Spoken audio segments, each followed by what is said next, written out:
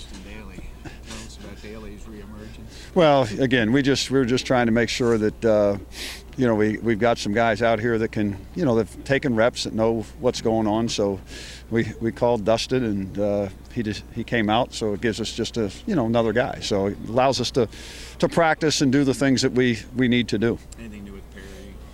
No, I hope that he'll be back. He'll be back when we get back from spring break. And if he is, great. We hope that's the case. But if not, then we'll just continue to go the way we're going right now. Did Sean have surgery? No, I think that's going to be should be tomorrow. Should be tomorrow. So. And Kingsley was back today. Yeah, Kingsley's fine. He's doing okay. Coach, how hard is it to get a good look at the second, third teamers when you got the quarterback situation that you have?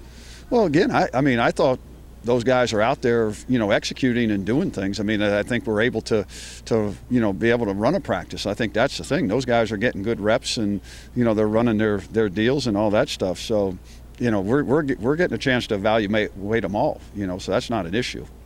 Randy Daryl Perkins, how big is it to have him, not only as a DB coach, but for special teams, and how would you say his first day went?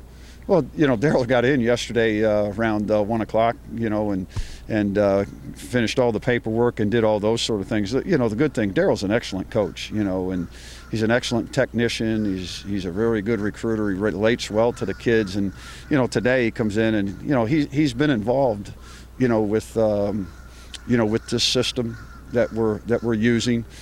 He's been involved with a system that Keith has already, coached in before and coordinated before. So, that's the thing that's good. We won't miss a beat, with Daryl. Terminology, techniques, all those things. He's done all the things and coached all those things and used the same terminology that we're using. And then also there's some things that when we interviewed him, there were some things that he added to what we're going to do based on what he's done. So it's a great fit. It works real well. And like I said, he hopped in there today and started doing all the things, and just because he's been familiar with it. And then we get back from spring, he'll end up taking the thing over and running with it as he has an opportunity to sit down and as we go through everything with him. Coach, Brendan Moore's a pretty cerebral guy. Can you talk a little bit about him and then the three freshmen collectively after a week or so? Yeah, no, Brendan is a guy that is smart. He's aggressive. He's got good feet. He's got all those things that you look for. And, there was a chance last year we thought, maybe, but, best thing to do is redshirt him and keep him down and get him that work and all that. But he's one of those guys that I think it's going to be hard to keep him off the field if he continues to do the things that he's doing. But like I said, he's tough, he's aggressive, he's smart, he's got good football knowledge and instinct. So very happy with what he's doing. I think Damian and Derwin. Derwin's got to understand at left tackle, you got to be on all the time. You got to be exact. You can't. You have to have good technique. You have to have, use good fundamentals in order to play that position. He's getting better. He'll continue to get better. And again, I think Damian is playing at a faster pace this year than he was last year. And then again, you got to throw Sean Christie in there too. Sean is a guy that did some good things today. So today we got we had the blitz game in a little bit more and everything else, so it gave the defense a little bit more of an advantage. But I thought overall, I thought the guys really, they competed. I thought we were playing a little bit faster defensively this morning, and guys are getting comfortable, with everything. And then, offensively, we probably weren't as sharp today as we had been. But again, there's a lot of things thrown at them today. Have you seen anything out of the new two freshman runners, or have you had a chance yet to really delve into? No, we just been trying to do things. We really haven't gone full speed with that. We'll end up going with a little bit more, get a little bit better look at them, after the break, and where we'll go a full unit a little bit more, and put the clock on them and see how they're doing from the standpoint of the get off time and all those things. Do you like practicing a couple weeks and then have the spring break, or would you rather do 4 weeks or 5 weeks in a row? Or? No, I like it this way. I like it from this standpoint because now we got 5 in.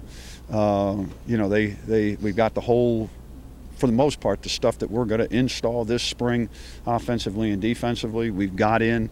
So now they can watch it over break, and they can do those things. And now when we come back, now it's just a review and refine and get better at what we have in, because the stuff we have in now, this is our bread and butter. This will be our bread and butter, and this is what we've got to master. And plus it gives a chance to guys that are bumped up and bruised, some time to heal, and then we come back and we'll go Monday, Wednesday, Saturday. So now we space it out and take advantage of the, 20 hours per week where we can take all that time now to practice, watch the film, be able to install, practice, have 2 days of watching film and installing, and then we'll scrimmage.